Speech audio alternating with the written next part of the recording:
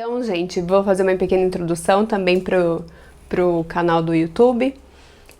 Meu nome é Mariana Rossi, meu Instagram é by Mari Rossi, e hoje eu vim aqui trocar uma ideia com as mamães e as pessoas que eu conheço, que me seguem no Instagram, e aproveitando fazendo uma live aqui, fazendo um vídeo pro nosso canal do YouTube, meu e do Ricardo, que chama Medicina e Além. Então eu trouxe aqui, gente, alguns apontamentos que eu achei relevante, até deixei um pouquinho organizado, mas para trazer a informação de um jeito mais legal, né? Mas qualquer coisa, qualquer dúvida, qualquer sugestão, me interrompam aqui, tá bom? Primeiro, então, o que eu trouxe pra gente? Os sinais que a gente deve prestar atenção nas nossas crianças, que vão mostrar para os pais que a criança está precisando de uma certa atenção, porque nem sempre as crianças sabem manifestar com perguntas diretas tudo aquilo que elas querem saber, né? Então, o sinal que mais está aparecendo nas crianças é a ansiedade mesmo, que eu vi os relatos que as pessoas deram de exemplo. Em geral, como ansiedade. E por que a ansiedade? Porque é uma emoção que ela está diretamente ligada ao medo, né? Então, com muitas informações, um ambiente, às vezes um pouco de receio em casa, de medo em casa, traz essa ansiedade para a criança. Só que às vezes não aparece também somente como ansiedade ou manifestações de ansiedade, por exemplo, como roer unhas, ou então ficar muito agitado para lá e para cá, sem um foco, né? Mas também vem como uma irritabilidade. E isso eu vejo bastante aqui em casa. Às vezes as crianças estão fazendo uma atividade e de repente, do nada, acontece alguma coisa que elas não estavam querendo ou não estavam esperando, e isso gera uma irritabilidade nelas. Principalmente na Manu, que é mais velha e que já tem uma forma de se expressar diferente do que só com choro, ela consegue inclusive manifestar um pouquinho de raiva também, sabe? Ela fala, ai, eu não acredito que aconteceu isso. E era uma emoção que ela quase não manifestava, porque eu acredito que a criança com criança na escola e interagindo, elas conseguem falar a mesma linguagem ali a hora que estão correndo ou que estão brincando, aquilo não vai acumulando, né? Então assim, já desconta, já responde, já manifesta com um gesto alguma coisa e aquilo não vai acumulando.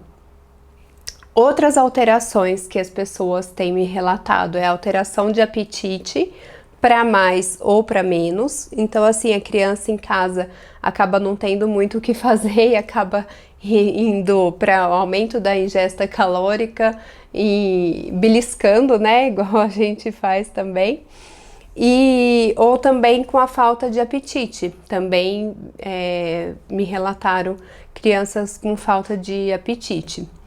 E a outra alteração é a mudança do sono, que isso daria assim uma outra live, né, pra gente falar do sono tanto dos adultos quanto das crianças.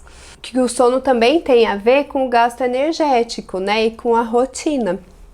O que a gente sabe é que em experimentos que foram feitos em homens que passaram noites em cavernas, tanto por vontade mesmo de experimentar quanto por acidentes, todo mundo fala que o que fez com que eles não perdessem a sanidade era a rotina do horário de acordar e do horário de dormir. E em experimentos que foram feitos propositalmente, inclusive, perceberam que foram poucas as alterações, foi questão de 1 hora para menos ou para mais, essa alteração do sono das pessoas. Então, se as pessoas se propunham a ficar acordado no que eles achavam que era o dia e dormir o que eles achavam que era a noite, isso deu um melhor estado mental para elas de sanidade mesmo mental, de melhores escolhas. Então é muito importante a gente tentar manter nas crianças um horário.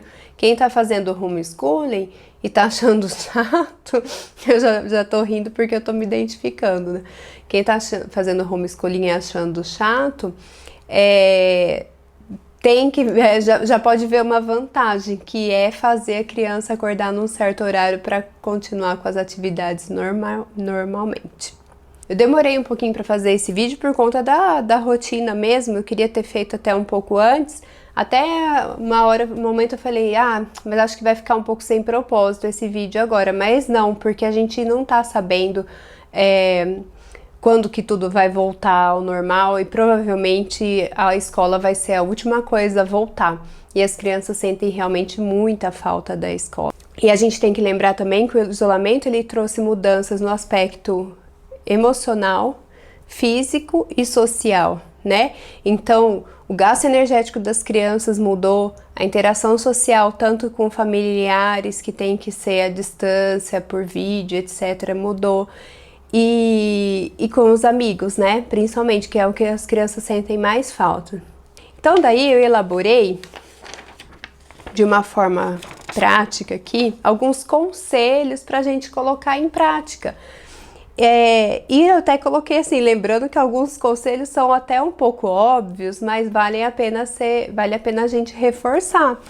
Porque quando a gente enumera, quando a gente se compromete com isso, a gente costuma colocar até atitudes mais simples em prática também. Então, assim, a primeira coisa de tudo, não deixe as crianças escutando as notícias na televisão ou pelo WhatsApp. Sabe, às vezes aquele WhatsApp que você recebe, põe para ouvir e as crianças estão ali e fica uma informação assim solta no ar. E com muitas palavras para elas que vão gerar medo, ansiedade, né? E também com as conversas que a gente tem, também com os amigos, com a família, às vezes perguntando se tá bem, às vezes tá perguntando assim, como que tá aí na sua cidade para os avós? Tem muita gente internada, tem muita gente no hospital, morreu alguém, então todo esse tipo de assunto é o ideal que a criança não fique ouvindo também, porque imagina as fantasias que vem na cabeça da criança. Se pra gente que a gente tem discernimento, a gente tem um certo embasamento, já fica difícil de lidar com tantas notícias, etc. Imagina para as crianças que a imaginação ali tá livre, leve e solta, né? Então, ainda mais né, gente, que é uma coisa invisível para os olhos nossos e das crianças, então o invisível para elas não é tão pequeno assim, às vezes. Para elas pode ser um problema muito maior, que na imaginação delas toma uma proporção muito grande, monstruosa, vamos dizer assim, né? E outra coisa também, a gente acaba recebendo muitas notícias soltas, então a gente não recebe assim, a gente não tem uma notícia linear, né? Agora aconteceu isso, depois aquilo, agora veio essa informação e etc. Nós como adultos, a gente consegue montar um padrão linear do que está acontecendo no tempo. Para a criança, vem uma informação solta aqui, porque alguém morreu aqui, porque invadiu tal cidade ali, e aquilo vai ficando assim, uma confusão na cabeça deles. Eles não conseguem colocar numa linha do tempo uma comparação, ou montar uma historinha na cabeça, né? Então, a primeira coisa que eu falei foi não deixar as crianças escutando as notícias. A segunda, nos mostrarmos sempre dispostos a esclarecer as dúvidas das crianças. Por quê? Que eu ouvi também vários relatos. Às vezes as crianças têm uma dúvida simples, por exemplo, mamãe, como que a tia vai ver esse desenho que eu fiz? Mamãe, e as crianças um pouquinho mais velhas, e as provas que era para eu estar tendo na escola? Quando que vão ser essas provas? Será que a prova está acontecendo? A gente não sabe o que está na fantasia deles, então a gente tem que deixar e tem que criar momentos para que eles perguntem e a gente se mostrar dispostos a responder. As crianças mais quietas, né? Bom, eu tenho duas aqui, uma é muito mais quietinha, a outra é bem mais expansiva e clara nas coisas que ela quer. Então, uma dica que eu vi, alguns exemplos que funcionou, é agir com empatia. Por exemplo, você mesmo percebeu que a criança está mais quieta, está mais preocupada, está mais introspectiva e não está feliz, está começando a ficar mais triste. E às vezes ela, igual a Bruna falou, está pegando do ambiente da própria casa essa energia. Então você, como ser humano que não sabe de tudo ainda, você pode agir com empatia e chegar do lado do seu filho adolescente ou da sua criança e falar: nossa, sabe que hoje estou me sentindo um pouco confusa, um pouco confuso? Sabe que hoje eu tô um pouco em dúvida, estou um pouco cansado dessa situação. Então, a hora que você coloca a sua fragilidade ali em jogo, a criança pensa: nossa, bom, mas se ele tá assim, eu também posso estar assim, então. E a criança às vezes fica mais leve em relação a isso, sabe? E começa a dividir as próprias emoções. Não necessariamente a criança vai falar o que tá sentindo, mas pelo menos ela se sente incluída ali naquela família, naquela dúvida, naquele momento. E eu também vi que isso pode ser muito positivo, até para aproximar a relação entre os pais.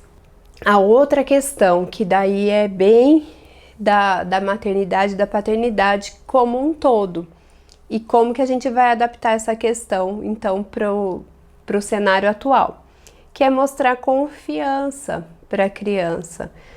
E assim, mesmo que a gente não saiba exatamente como, né? Mostrar positividade, falar que vai dar tudo certo. Não adianta falar para a criança que tá tudo certo e que a gente já sabe tudo que vai acontecer, porque a gente não sabe.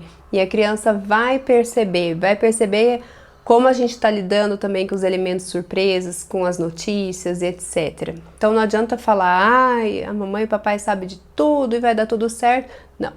O importante aqui é a confiança, é falar: vai dar tudo certo, mesmo que a gente não saiba exatamente como. E daí nisso, incluir a criança, e principalmente adolescente, então, nessa missão de tentar achar como que pode dar mais certo. E isso então já é um outro fator que une a família nesse momento, tá? Então a confiança. E ao mesmo tempo não iludir, porque ninguém tá acima das circunstâncias. E aí até vou colocar uma coisa assim muito pessoal do que eu tô vendo em relação à filosofia, em relação ao autoconhecimento. Na verdade, a gente sempre acha que está acima das circunstâncias. A gente programa a nossa semana, a gente programa nosso mês, nosso ano, com aquela estabilidade, né?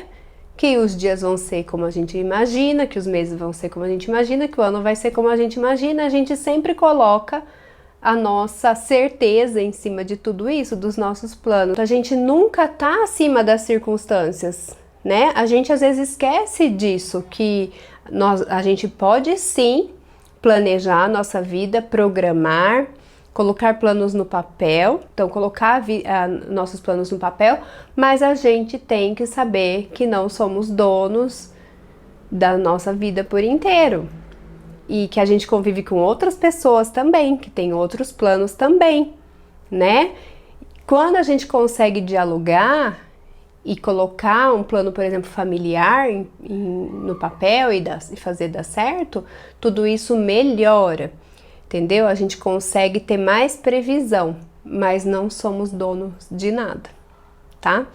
E eu acho que isso fica uma reflexão aqui para tudo na vida, que eu tô cada vez mais atenta a isso e lidando com isso na minha vida também, né? Um outro ponto também que a gente precisa passar para a criança, além da confiança, é a proteção. Então, assim, isso também é papel dos pais, passar segurança, tranquilidade e proteção. E aí vai entrar como tá a saudade, como tá a saúde mental dos pais.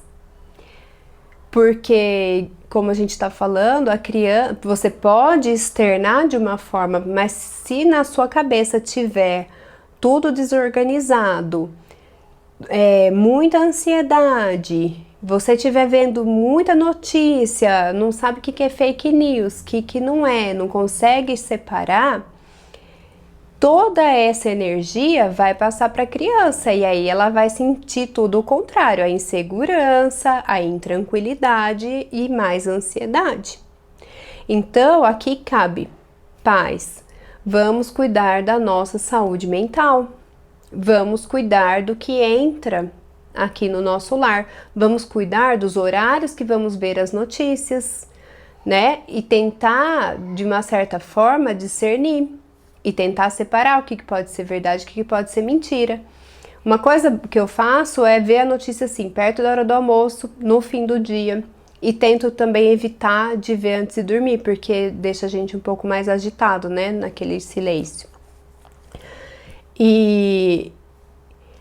Mas é muito importante para a criança ter essa proteção, ter essa tranquilidade. E agora mais ainda, né? Porque nós voltando um pouco para a rua, para alguns serviços e tendo que levar crianças no médico por outros motivos. Agora a vida vai começar a mudar um pouco, algumas cidades já estão abrindo um pouco mais para não voltar ao normal, que eu acho que nunca vai, né? Mas abrindo um pouco para essa normalidade, as crianças vão ter que sair de máscara na rua. E aí, você vai colocar a máscara na criança e pronto? Porque sim? Não, porque se você fizer isso, mostrando para ela que você está cuidando dela, você está querendo protegê-la, a criança vai se sentir mais acolhida, vai se sentir mais responsável. Eu sempre falei para não ficar mexendo muito nas coisas, minhas crianças são boazinhas, vocês que me seguem sempre me falam, mas elas são os amores, claro, são crianças, arteiras e tudo mais, realmente elas são muito boazinhas. Mas ontem elas foram sair com o pai para ir à padaria, eu acho saudável no momento que tá vazio, elas poderem também dar uma circulada. Já falei para vocês aqui que tem o certo, tem o errado, mas nesse momento não estamos aqui para julgar, né? E elas saíram com máscara e eu falei, não coloquem a mão em nada, pelo bem de vocês. E elas já aceitaram numa boa, assim, não falar, nem me perguntaram o porquê, porque elas já estão vivendo nessa noção e com essa sensação de que, meus pais estão querendo me proteger. E aí eu coloquei um monte de coisas aí pra gente pensar, numa situação que é muito séria, né? Coisas que a gente pode fazer uma lista e rever se a gente tá realmente conseguindo colocar essas coisas em prática no nosso dia a dia. E vou colocar um desafio maior agora, que é o tentar fazer tudo de uma forma leve, né? Foi engraçado que, assim, eu acompanho alguns canais no YouTube que eu gosto, faço alguns cursos, né, em relação à filosofia, autoconhecimento, e em todos eu tive um feedback positivo, mas agora, nessa última semana, falando do filme A Vida é Bela. Enquanto que no primeiro dia que eu tive que ficar em casa com as meninas, eu comecei, inclusive aqui no Insta, a postar fotos delas fantasiadas, delas brincando, delas curtindo alguns momentos com a gente, justamente mostrando esse cenário. Ainda coloquei como cenas do filme A Vida é Bela. Esse filme, ele traz, assim, bastante lição pra gente de que a criança não, ela pode viver os mesmos momentos que a vida impôs, mas a gente pode fantasiar, a gente pode colocar um cenário diferente para que elas enxerguem diferente. Isso vai exigir também dos pais uma serenidade, uma criatividade. Então, para ser criativo, a gente tem que estar realmente em paz, né? Mas vai, ao mesmo tempo, criar um ambiente mais leve dentro da nossa casa, se a gente estiver buscando isso. Como que eu posso fazer dessa situação um quadro mais leve, né? Então, a gente inventa história que eu virei uma mãe um pouco mais permissiva em relação ao que se pode brincar, os horários que podem brincar, do que se pode brincar. Ontem a Manu até falou assim, a gente tá fazendo slime à noite. Eu achei tão engraçado, tipo, eu nunca falei que não pode fazer slime à noite, mas é que no dia a dia a gente faz slime aos fins de semana, na luz do dia, para aproveitar aquele momento da tarde juntos e etc. E nunca à noite, que à noite normalmente na vida normal que a gente tinha antes, a gente ou tava trabalhando ou tava passeando, e à noite a gente tava todo cansado, à noite já era aquele finalzinho do dia que a gente já tava tudo mais. Agora não, a energia fica ali acumulada e de repente almoçou um pouco mais tarde, de repente eu e o pai a gente tá cuidando da casa, lavando uma louça, arrumando uma coisa, outra hora que veio escureceu e a gente foi fazer uma atividade até o momento delas dormirem, por exemplo, né? Eu me permito e deixo elas se permitirem também. Em relação ao dia a dia das crianças, vão me colocando aí vocês também se tem alguma sugestão ou alguma dúvida. Em relação ao dia a dia, o que eu mais ouvi de positivo e resolvi trazer aqui para vocês é a manutenção de uma certa rotina. Em relação a isso, eu sou uma pessoa, vamos dizer assim, que eu gosto muito de rotina.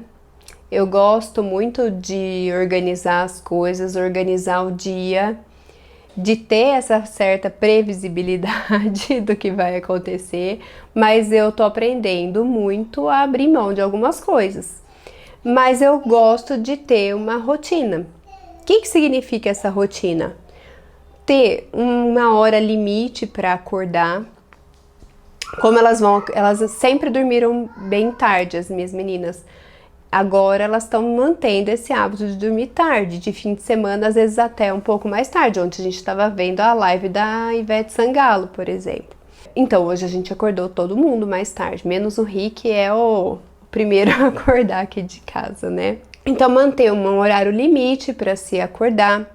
Nesse ponto, igual eu estava falando no começo, o homeschooling tem ajudado, porque se a criança tem uma atividade, ela já se sente responsável por estar presente naquela atividade, ela vai ter um motivo para acordar, né? Então, mas ao mesmo tempo, se a gente mantiver uma rotina também com muita ordem, muitas regras, para se viver dentro da casa, a gente perde um pouco também da espontaneidade. E isso eu tô aprendendo assim, ó, na pele, tá? Porque eu acho até muito mais fácil aquele dia de acorda. No caso, as minhas estudam à tarde, né? Brinca um pouquinho, tem horário de almoçar, se arrumar, ir pra escola, horário de voltar, tomar banho, lição para mais velha que tem lição, brincar um pouquinho e ir pra cama. Gente, isso organiza tudo, né? Agora, a rotina da casa, se você também foi muito rígida, a casa pode se tornar um ambiente muito tenso, muito... tá me fugindo a palavra, mas sabe? Repressor, vamos dizer assim. E ninguém aguenta mais viver sobre essa repressão que já tá sendo não sair de casa. Não sei se vocês... Pesado, isso mesmo. Cláudia, obrigada. Então, o que a gente faz aqui? Sem querer, não é nada combinado, nada, mas eu acho que o mesmo objetivo faz com que eu e o Ricardo, a gente de vez em quando, a gente haja dessa forma. Tem uma rotina, tem horário para acordar, acho muito importante a criança acordar, escovar o dentinho, trocar de roupa, se mostrar presente para o dia. Isso eu acho, assim, fundamental, principalmente trocar de roupinha. E eu acho também para os adultos, tá bom? Uma hora a gente pode falar disso também. Mas de repente a gente faz algumas atividades surpresas assim para elas. Por exemplo, o fato da gente ter ligado o Xbox de novo, que tava... Olha, gente, eu comprei esse Xbox em 2010. A gente brincou um pouco, eu e o Ricardo, em 2011. Depois a gente deixou ele ali na sala, mas nunca mais a gente pegou no Xbox. E isso tá sendo super legal, porque é uma atividade que você faz movimentando, estimula bastante as crianças. A Manu tá amando a parte da atividade física, eu falo para ela pegar de leve, claro que ela pega, mas é gostoso. E de repente, por exemplo, é o que eu quero fazer depois dessa live, ir lá e brincar um pouco nesse videogame, pra gente agitar, pra gente dançar. Então tem uma rotina, tem a horinha do almoço, a sobremesa depois do almoço, não vai ficar comendo qualquer coisa a qualquer hora, tem o lanchinho da tarde, tem a janta que atrasa um pouquinho, também fica mais tarde, mas nesse meio, de repente, o Ricardo chega do consultório e eu chego do consultório, a gente vai brincar, coisa que a gente não fazia antes. Então não adianta a gente seguir com uma rotina, uma coisa pesada, né? Igual que eu queria trazer para vocês também. Ver o lado bom. E aí é difícil, né? Mas eu fiz umas anotações aqui.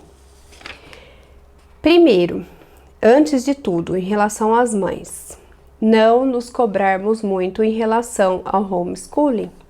Eu sei que tem crianças em diferentes etapas e acredito que até vou deixar de fora as crianças que vão prestar concurso, crianças não, adolescentes, né, que vão prestar concursos no final agora desse ano. Não estudei sobre esses casos, mas para as crianças que estão na faixa etária das minhas, um pouquinho mais velhos, não adianta a gente ficar se cobrando muito, ninguém nunca ficou preparado para isso. Eu tô tentando fazer desse momento um momento de aproximação. Agora as minhas vão entrar de férias, eu falei que eu vou até sentir falta desse grude do momento do homeschooling. Olha uma pituqueza aparecendo aí. Tá quase acabando, tá bom? Eu preciso abrir a cola. Ai. Elas estão fazendo slime agora. Eu já fiz uma amarela neon. Depois eu quero ver. Mamãe, que aquela amarela neon que eu fiz estragou? Eu tive que jogar no lixo porque eu vou colocar pasta de dente e melou todo. Tá bom. Mas eu fiz uma bem maior. Quando você for fazer uma experiência, faz com uma pequenininha. Tá. Uma coisa nova. Daí você testa, vê se deu certo e depois você faz na grandona. Tá bom, Tá me bom? levanta. Então, tá vendo? Então as duas fazendo slime lá, que é uma atividade ótima, né, gente? Criatividade 1000, opções 1000 também do que colocar, né? Pode deixar, ó, que depois eu mostro os slimes, tá? E daí, o que eu trouxe, assim, do homeschooling, eu acho assim que se a gente focar menos nessa questão do aprendizado, do que vai perder, do que não vai perder, e a gente colocar aqui um momento, que eu coloquei até uma anotação aqui pra mim, pra gente investir em atividades do lar, ensinar os processos, de como que uma casa fica bem cuidada, de como que a comidinha vem parar na nossa mesa. Eu tô me arriscando na cozinha, vocês que me seguem estão vendo, e eu ocasionalmente chamo, vem aqui ver a mamãe. Elas gostam de ver preparar, às vezes põe a mão na massa, também deixo bem à vontade. Eu nunca fui de ficar muito na cozinha, mas é legal porque elas aprendem. Nossa, a comida não vem parar pronta na nossa mesa como é a nossa rotina, sabe, gente? De sempre almoçar fora ou de chegar em casa só para almoçar e pronto, né? Elas começam a perceber que tem um processo de cuidar dos alimentos, de preparar, daquela alquimia, né, da cozinha, né? E lembrar também que principalmente na nossa geração, agora dos pais, né, que eu tô aqui como uma representante e vocês aí do lado de vocês, que na nossa geração foi muito investido no intelecto e na cognição, não é verdade? Os pais, eles tinham orgulho de falar assim, não, meu filho não vai ficar aprendendo a cuidar de uma casa, a montar isso, desmontar aquilo, cada um faz a sua função e cada um desenvolve bem aquilo que vai saber fazer. E hoje em dia a gente está tendo que voltar um pouco atrás, né? Eu gosto muito de fazer coisas de casa, etc, mas o Rick já não curte tanto, tá fazendo um monte de coisas aqui para casa. A gente começa a se colocar no lugar do outro, no lugar de um cuidador, no lugar de um consertador, no lugar de várias outras pessoas, e a gente acaba assumindo os papéis. E isso é muito importante também para um outro tipo de inteligência, não sei se vocês concordam comigo. Primeiro que a gente dá valor para o trabalho de cada pessoa, de cada um que ajuda a gente no dia a dia, não é verdade? E ensina para as crianças esses valores, ensina para a criança que a gente pode e deve fazer de tudo, não é? Aproveitar a jornada, exatamente. Então, mais importante do que o processo de aprendizado da escola, eu acredito que é esse processo de ensinar as crianças a fazer um pouco de tudo, a ter um certo equilíbrio. E a hora que a gente vê que daquilo a gente não é capaz, a gente lembrar que a gente não tá sozinho. Não é verdade? Que não somos os super-heróis que sabemos fazer tudo. A gente vai se deparar com as dificuldades, valorizar também quem pode nos ajudar, quem tem o conhecimento, não é? Minha caixa d'água aqui estourou, furou, uma coisa esquisita, mas eu fiquei muito feliz quando o pedreiro que reformou minha casa pôde me atender e pôde consertar para mim. E pôde conversar numa loja que estava fechada e pedir para ela vender só aquela caixa que precisava. Então, assim, a gente começa a ver a importância da gente tentar fazer alguma coisa, da gente colocar a mão na massa, mas ver também a importância do trabalho do outro, não é?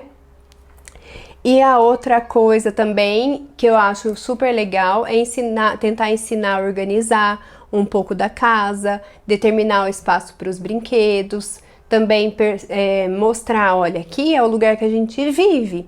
E eu sou uma pessoa que eu também gosto muito de organização, gosto muito de cada coisa em seu lugar, mas também se a gente colocar muita rigidez nisso, fica um ambiente muito chato.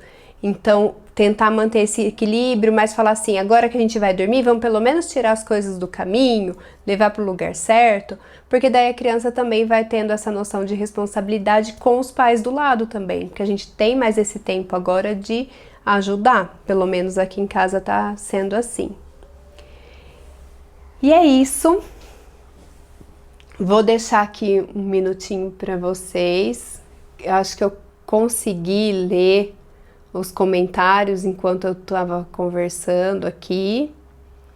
Mas assim, eu tento manter essa calma, como até, sabe assim, organizar os conceitos, organizar o que eu acho importante dentro de mim. Porque primeiro organiza, daí depois você tenta colocar em prática. Aí você de repente erra, você já tem aquele autocuidado de falar, puxa, podia ter feito melhor aqui. E as crianças também percebem isso, sabe? Outro dia eu falei assim, não sei o que eu falei assim, é porque às vezes eu acho que a mamãe tá sendo muito chata em fazer isso. A Manu, não, você não é chata. Eu falei, que bonitinha, né? Mas por quê? Porque ela percebe a minha intenção de melhorar, sabe? A minha intenção de acertar, né? Eu acho legal. Mas uma coisa assim maravilhosa que eu gostaria de encerrar é o seguinte, que eu achei muito, muito lindo. E outra coisa também que eu queria falar pra vocês, tudo que eu trouxe aqui pra vocês não é uma invenção da minha cabeça, sabe, gente? No meu papel, assim, de influencer e de ter esse canal de comunicação com várias pessoas, o que acontece? Eu escuto uma coisa aqui, eu vejo uma coisa ali, eu leio outra coisa ali. Gente, eu me sinto, assim, na responsabilidade de compartilhar, sabe? Tipo, porque eu tenho essa capacidade e esse gosto por organizar, então eu falo, gente, se eu organizar tudo e jogar todas as informações de um jeito legal para as outras pessoas, vai ajudar às vezes alguém. E eu sinto, gente, é muito engraçado, porque enquanto eu não vim fazer essa live, esse vídeo, eu não tava sossegando em relação a isso. E como eu vou voltar a atender, minha vida vai ficar um pouquinho mais, com um tempo um pouquinho mais limitado. Então eu tô muito feliz de poder vir aqui e trazer essas informações para você, mas agora a cereja do bolo, que para mim foi uma coisa muito legal. Que lembrar, eu até me emociono, que nós temos o papel de fornecer então para essas crianças a confiança, a segurança e a informação do jeitinho que eles precisam.